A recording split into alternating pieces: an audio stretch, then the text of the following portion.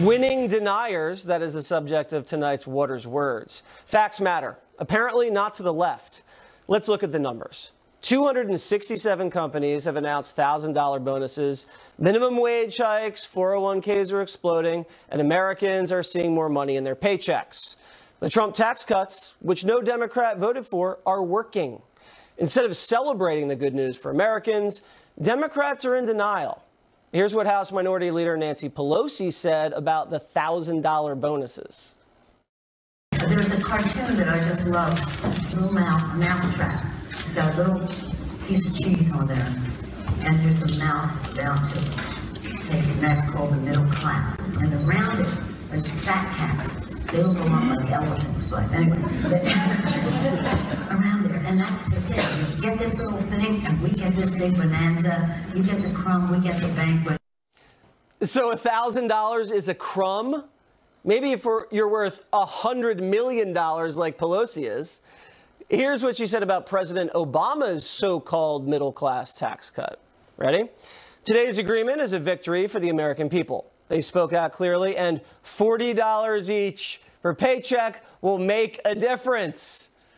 So $40 makes a difference, but $1,000 doesn't? Nancy needs to brush up on her arithmetic. Debbie Wasserman Schultz also downplayed the Trump bonuses. Here's what Deb said in 2011. Ready? House GOP refused to extend payroll tax cut yesterday.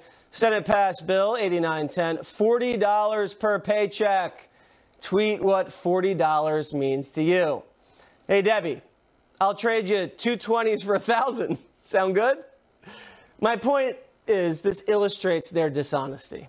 For them, it's not about the size of your paycheck. It's about the party in power. And speaking of hypocrisy, here's Hillary Clinton touting women's rights. I also wanted to thank you for being a role model to my daughter as well as young women everywhere.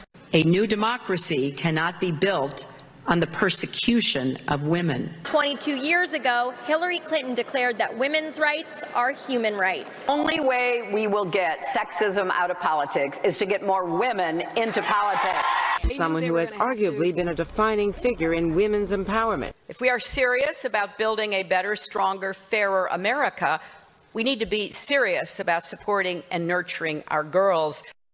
But the New York Times says Hillary Clinton had a faith advisor in 2008 who repeatedly sexually harassed his underling. And when Hillary's campaign chairwoman told her to fire him, she refused. Instead, gave him a slap on the wrist and actually moved the female underling to a different job. She basically did nothing. Hillary taking a ton of heat on the left for this. Here with reaction, editor at townhall.com and Fox News contributor Katie Pavlich. So, Katie, what do you think about this? How you doing? What is this about? Well, this is par for the course for Hillary Clinton's behavior, starting with the way that her husband treated women who he was either sexually abusing or having affairs with, and ending with her time at the State Department. You can look at this advisor, and as you just mentioned, the woman who dared to complain about being sexually harassed at work by this guy. She alleges he would touch her shoulders, would say inappropriate things. She was the one reassigned. So when Hillary Clinton is out there making comments about standing up for women, including today, by the way, in a derogatory fashion, she's actually just more concerned about protecting herself, protecting her power, and protecting her position. And her track record at the State Department, where it was a number of officials covered up sexual misconduct of underage girls, in fact, she has no business trying to be a champion of women at this point. Yeah, she looks like a total hypocrite. Here was her response on Twitter. You ready for this one? Here we go. I'm ready. I think so. A story appeared today about something that happened in 2008. I was dismayed when it occurred, but was heartened. The young woman came forward, was heard, and had her concerns taken seriously and addressed. Yeah. Now, Katie, as a woman, do you think that addresses it appropriately? No, because the actions that were taken against the young woman in this case were very clear. She was the one who was reassigned. She was the one who was punished for bringing this forward. And this reminds me a lot of when Hillary Clinton was on the campaign trail against Donald Trump, and she tweeted, "All women deserve to be believed when it comes to sexual assault or abuse allegations," when she has a long history of ignoring them for the sake of her own power and for the sake of the Democratic Party. Yeah, not only ignoring it. She was one of the point people who ended up trying to destroy some of these women that had come forward. Here was a very weird response. I guess the tweet didn't do enough good, so they had her get on camera and say something incredibly bizarre last night at dinner, because this thing was still really percolating. Let's listen to Hillary's second time responding. Go ahead. Hey everyone, I just wanted to say thanks. Thanks for your feminism, for your activism, and all I can hope is you keep up the really important good work. Can you say the name of the activist bitches supporting bitches? And let me just say, this is directed to the activist bitches supporting bitches. So let's go.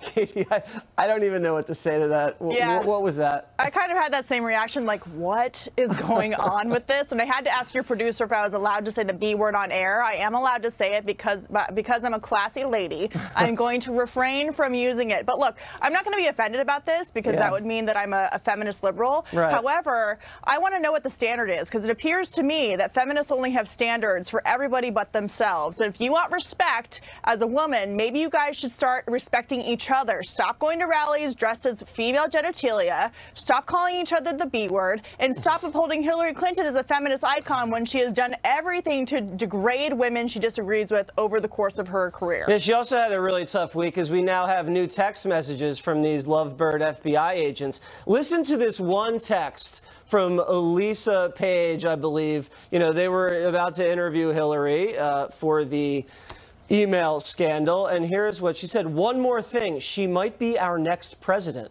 The last thing you need us going in there loaded for bear. You think she's going to remember or care that it was more DOJ than FBI? And Strzok, the other FBI agent, says agreed. So they're admitting they're going to go soft on Hillary Clinton before they interviewed her in the email investigation. Amazing. Yeah. I mean, that's pretty big. There are three things here. There's the fact that we know that James Comey, the former FBI director, wrote that exoneration memo of Hillary Clinton long before she was even interviewed. So that adds to this. Right. The two other things here are they either wanted Hillary Clinton to win the presidency and allowed that to jeopardize their investigation of her and treat her equal and fairly under the law like they would treat anyone else, or they believe that Donald Trump couldn't win and therefore they wanted to go soft on Hillary in order for self-preservation reasons. I think it's a little bit of both. Based on all the other all the other texts that we've seen about how they felt about Trump, I'm pretty sure it was the former. All right. So speaking of the Clintons, Bill Clinton's, you know, he's riding dirty in the SUV the other day, and he had a fan who started saying some things to him. He rolled his window down. Let's take a look at what happened. Ran into Bill Clinton. You the best president, man. Trump gotta go. Trump gotta go, Bill Clinton. Trump gotta go. All right. Have a nice day. Tell Hillary I said what up, Bill Clinton. All right. Best president alive, man. How's Monica? Bill Clinton. Yeah, I love how the window starts going. He like loves the attention, and then it's like, okay, now it's time to go. I gotta go. But in all fairness, I always hated that it was called the Monica Lewinsky scandal when it was Bill Clinton who started that entire process. He was the one in charge. And by the way, in today's standards, it would have been sexual harassment in the workplace for Bill Clinton to do what he did with Monica and to intimidate her in a way that he did. You're right. If this was happening today, it would have been totally different. Yep, yes. That's right. Pedal to the metal. But I have to tell you, Jesse, in the future, to be very careful about saying Bill Clinton is riding dirty, because I'm not sure what that means, and I don't want to think about it. It's the slip of the tongue, Katie. Thank you very much. See you later. Megyn Kelly, Jane Fonda, round 2, up next. They always want to come, but they never want to leave.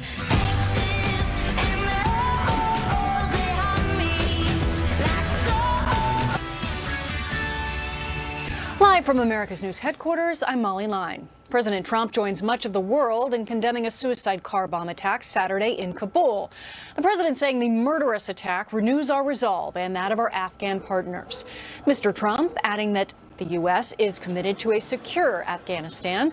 At least 95 people were killed in the attack. Nearly 160 others were injured. The Taliban is claiming responsibility. Here at home, a flu activity is blanketing the country. 49 of our 50 states reporting widespread cases, the only exception, Hawaii. The CDC says it may be the worst flu season in a decade. It also says 1 of every 15 doctor visits is for flu symptoms. 37 pediatric deaths have been reported so far. This year's main strain is especially virulent, and overall, the vaccine effectiveness is lower. I'm Molly Line. Now back to Watters World. Megyn Kelly reigniting her feud with Jane Fonda, which began in September when Megyn Kelly asked the Oscar winner about her plastic surgery. Why did you say, I read that you said you felt you're not proud to admit that you've had work done. Why not? We really want to talk about that now? Fonda still very upset by her question. How long have you two known each other? 50 years. Oh, my God. Long time. I think before your 9 to first 5 was facelift. Who are you, Megyn Kelly? I was just stunned. It was so inappropriate. You know, it showed that she's not that good an interviewer. Whoa, but Megyn had had enough. I have no regrets about that question. Nor am I in the market for a lesson from Jane Fonda on what is and is not appropriate. After all, this is a woman whose name is synonymous with outrage. Look at her treatment of our military during the Vietnam War. Many of our veterans still call her Hanoi Jane. But the journalists at The View are questioning Megyn's integrity. What bothered me is, you know, I've never seen a journalist do something like Who's that. Who's a journalist? Well, not anymore. Exactly. Jane should have just said to her, and how much work have you had, bitch? Joining me now with reaction, media reporter for The Hill, Joe Concha. So, Joe, as someone that's had work done like yourself. Less than 5 times, come on. No, in all seriousness, what do you make of this? This is a big squabble. I think that Megyn Kelly was in the right here. I agree. Because, look, Jane Fonda brought up in multiple interviews before she sat down with Megyn Kelly that she had cosmetic work done. She's an actress. Guess what? 90% of them probably get it done past a certain age. And I Good like for the them. fact that Megyn came back hard like that, because for a while she was taking a beating over this Fonda thing. And this is the old Megyn. This is the old Viper. This is the old tenacious prosecutor Megyn that's not going to take this stuff and is going to punch right back. Saucer of milk, table 2.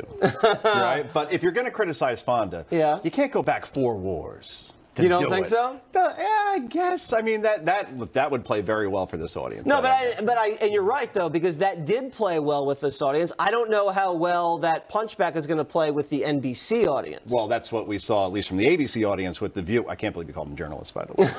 Please stop. I think I put that in quotation. I mean, but come on. And I actually think Joy apologized later and said, you know, I didn't mean to call her the B word. I'm not going to say, but I didn't mean to call her the B word. So she knew that she went over the line. The allegation always trumps the exoneration. So everybody heard the B word about Megyn, That's and then right. the apology. That's the first I'm hearing about it, and I cover this. That's right. It's too late. All right. So we also have this breaking story at ESPN. Jemele Hill, she was the one that sent this ridiculous tweet. Remember this one? Donald Trump is a white supremacist who has largely surrounded himself with other white supremacists. She got into a little trouble about that, and now she's been demoted. They're just going to make her do some .com stuff. I mean, that's kind of a big deal. She's 6 o'clock over at ESPN. You go from SportsCenter, which is the flagship show on there for years and years, to .com. Yes, that's a demotion. Look, Yeah, but they're not saying it's a demotion. They're trying to spin it. let me quote Gordon Gekko. It's all about Buck's kid. Everything else is just conversation. The bottom line is ratings were way down. And the reason why they were down on this show is because Jemele Hill decided that she was going to be polarizing to half the audience, where you got guys there, all they want to do is escapism. And then you got to hear Jemele Hill talking about not only Donald Trump, but his administration and calling him white supremacists. She wasn't even suspended for that. No. She was suspended when she said, we should boycott the Dallas Cowboys. Right, that was Jerry strike Jones. two. Right. And the Dallas Cowboys are only the most popular team in the NFL, which pays ESPN many, many billions of dollars for So rights. you're going after Trump supporters and the Dallas Cowboys, and you're hosting SportsCenter at 6 o'clock. Not very smart. Not and a now she's smart not idea. anymore, so bye-bye, good riddance. Bye-bye. All right, now we have another story. I'm very interested in this. President Obama, before he was president, when he was running, I think this is 2008, was photographed with Louis Farrakhan. All right, now let's look at the picture. I think we have it right here. There it is, all right? So this was a 2005 photo, but it came into circulation right before, you know, he was running in 2008. Explain what happened. They buried this, Joe. They buried it. Yeah, a member of the Black Caucus actually said that that photo, after it was taken, do not run that in any capacity. The Congressional Black Caucus said to the journalist that took the photo, what? Do not run it. Do not run it. Now, good thing we now, didn't. Does the photojournalist has to, he says, I've listened to the Congressional Black Caucus? He's not their boss. No, of course not. But so he could have run it. Oh, absolutely. But he chose not to. Correct. And look, if Bill Ayers can run around with the former president, as he did early in his career, and domestic terrorists, you remember who exactly. Bill Ayers, right? And then Reverend Wright, and Obama was there for 20 years. Barack Obama was Teflon. So even if this photo got out, it wouldn't have changed one It vote. wouldn't have changed, but I think it would have made a little bit of a difference because it's photographic evidence. Everybody knows Farrakhan. Let's tell the audience who Farrakhan is. I think we have some highlights. Go ahead. Ooh. The satanic Jews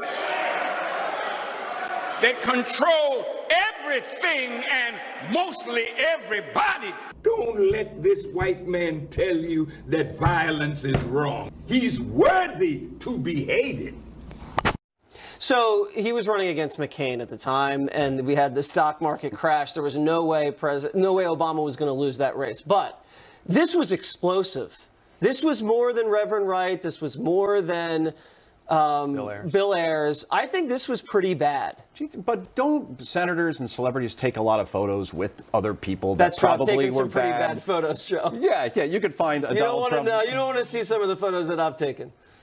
What are we talking about? I'm not even going to get into it. But I mean, they could be problematic if I was running for president. Well, you were young. You need the money. I was young. All right. Naked guns. Let me ask you about this. This is something very troubling as well. Nikki Haley. We all know she's the UN ambassador. Now, this guy Wolf, you know, the guy with the smear Michael book. Wolff. Okay. Yeah. He puts out this thing in the book. And he's trying to make some really scurrilous allegation that there was some sort of affair going on with President Trump and someone else. He mentioned it on Bill Maher's show. Let's hear that. There is something in the book that I was absolutely sure of, but it was so incendiary that I just didn't have the ultimate proof. God, considering what he's done, what is it, a woman thing? Well, I didn't have the blue dress. When you hit that paragraph, you're going to say right. bingo. Okay. And the paragraph he's talking about, there's something about the president spending a lot of time with someone on Air Force One. They're making an allegation that Nikki Haley had some sort of affair with President Trump. That is a classic example of gossip being treated as gospel. It's awful.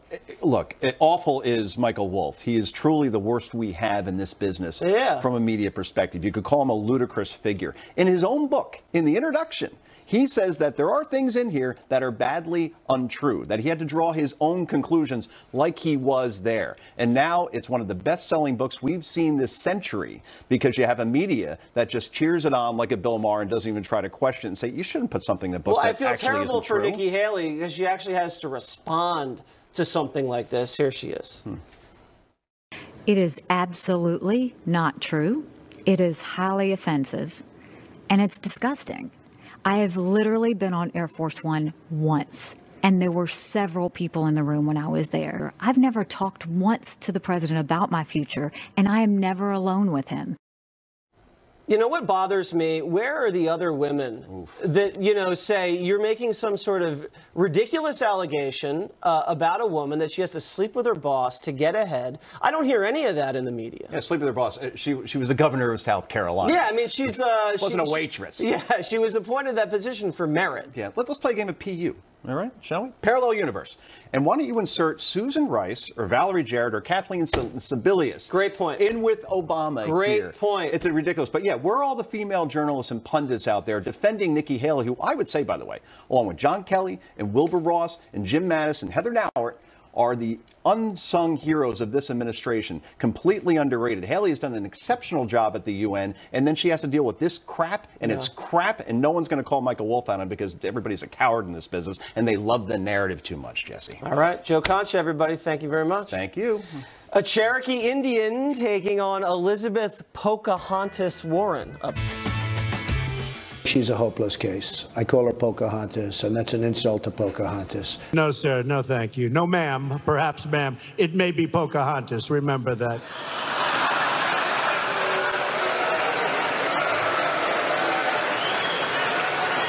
And she is not big for the NRA, that I can tell you. Pocahontas is not happy. She's not happy. She's the worst. You're very, very special people. You were here long before any of us were here. Although we have a representative in Congress who they say was here a long time ago. They call her Pocahontas. Elizabeth Warren is accused of lying about her heritage to get a job at Harvard. The university actually celebrated her as the first minority woman to receive tenure. Rebecca Nagel is a citizen of the Cherokee Nation and a Democrat who says Warren must apologize to Native Americans before she can consider a presidential run. She joins me now. Okay, so Rebecca, what would you like to hear from Senator Warren specifically? You know, as a mixed Native woman, I get to relive the stereotypes that Warren perpetuates every day. You know, people ask me, what part Cherokee are you? Who in your family was Cherokee? I'm not part Cherokee. I am Cherokee. I'm a citizen of a federally recognized tribe. We are contemporary people. We have vibrant communities. We are not fractions of imagined Indians who used to exist. So what I would love to see Elizabeth Warren do is take responsibility for her false claim. You know, she heard a story growing up as an adult. She's been presented with a large amount of evidence, realize that that was not true. And that would be an amazing example for us as Cherokee people, where there are a lot of people who are confused and think that they are Cherokee when they don't have any Cherokee relatives. But this wasn't something that she did when she was just a child. I mean, she was applying for jobs at universities and claiming that she was a Native American. And she continued to claim Native American heritage long into her adult lifetime. So it's not just like a little mistake. This is something that she did intentionally.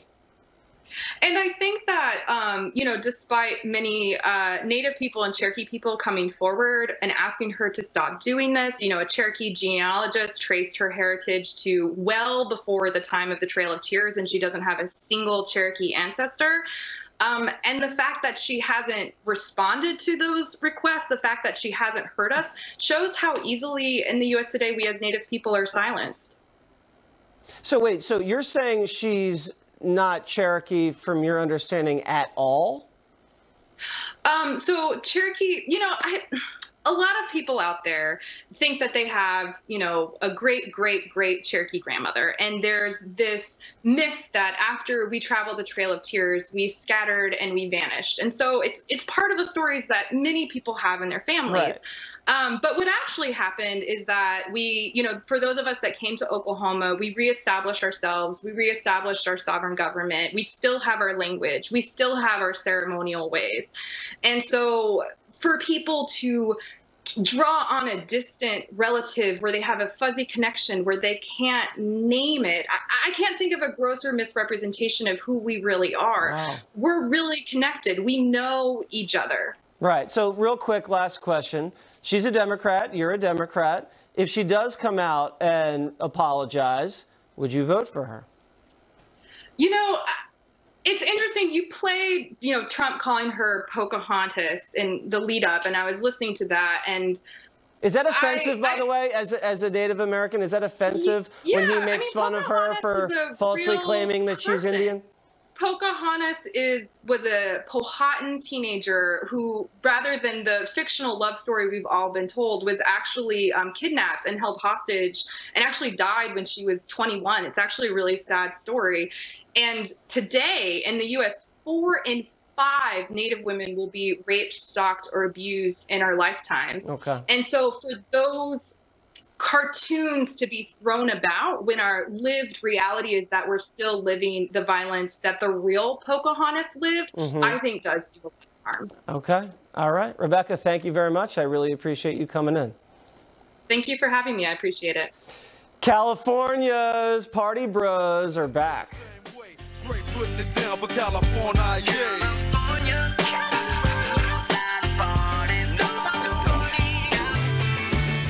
California has kicked off 2018 with big changes, legalizing weed, opening its arms to illegal immigrants as a sanctuary state. And now some counties are declaring independence and pushing for a so-called new California. Joining me now, Chad Kroger and JT Parr, the house party enthusiast bros from LA. So guys, California is now a sanctuary state. You think that's a good idea? Well, I'm glad you asked that, J-Bone. By the way, it's good to see you. Yeah, you too, man. I think in terms of like immigration, JT and I like to sort of go to our sort of party regulation kind of method. Okay. You want to explain that? Yeah. Ragers that I have, there's a pretty simple platform for who gets to come in and who has to leave. If you're chill, you can kick it. If you're a D-bag, you got to bail. Okay. I think that's a good policy, way better than the who do you know, Right. because like you could miss out on some really quality dudes if you just do the who do you I know. can't even believe you guys are saying this. You guys aren't for chain migration where it's like who your cousin or your uncle is. You guys are for merit based. So like what you have to offer the party, that's who gets in. I like that. I respect that. I think that's a good idea. I think you're kind of boxing us into a point of view that we may not share completely, but I do appreciate your extrapolation. Okay, well, I would never want to box you in, JT. I would never. My dog. I would never want to do that. Let me ask you another question, because your state's in the crosshairs of Little Rocket Man. The guy's threatening, nuclear Armageddon. He's firing missiles all over the place. Elton John? No, Kim Jong-un, the guy with the funny haircut and the silly suits. Yeah, from the Hermit Kingdom. He wants to annihilate California. What do we think we should do about Little Rocket Man, guys? Well, that's a bummer, dude. I think... don't annihilate California. Yeah, don't annihilate him. I think in times like these, I turn to the original Fast and the Furious, where Paul Walker, in the first one, Vince was really flexing on him really hard, but Paul sort of remained chill and stoked, and he just said, I love the tuna here. And that sort of put Vince at ease. So I think if we held that stance of just we're chill, dude, we like the tuna. And dudes act aggro, but nobody wants to leave the party, and if you start hurling nukes at each other, there's not going to be a lot of parties. So I probably foresee a chilled out resolution at some point. All right. Yeah. I hope so, man. We definitely need a resolution on that front. Now, last question. Weed's legal now out there in California. You guys think that's a good idea? I think it's dank. It's dank. It's dank. Yeah. Have you guys noticed a difference in the vibe out there in California since they legalized it or not? It's sort of been the same. The lines are long. The lines are longer. I think that's the biggest difference. The lines are longer. All right. Yeah, no one wants to wait in line. All right. All right, well, listen, guys, I love having you on the show. You guys are one of the best guests that we have on Watters World. Dude, you're the best at having us as your guest. Well, I appreciate that. Thank you, J-Bone. I appreciate You're a legend. that. Listen, I'm a legend in your eyes, guys, and I love it. And have a good night tonight. I know the night's young out there in LA. So just do your thing and, keep it chill. All right, guys? You as well. Thank you. All right. Up next, last call. Get really hurt.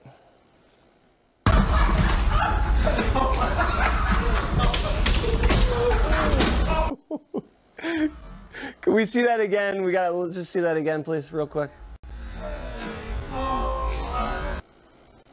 Oh, God.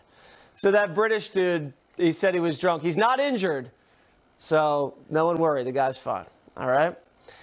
That's all for us tonight. Be sure to follow me on Facebook, Instagram, and Twitter.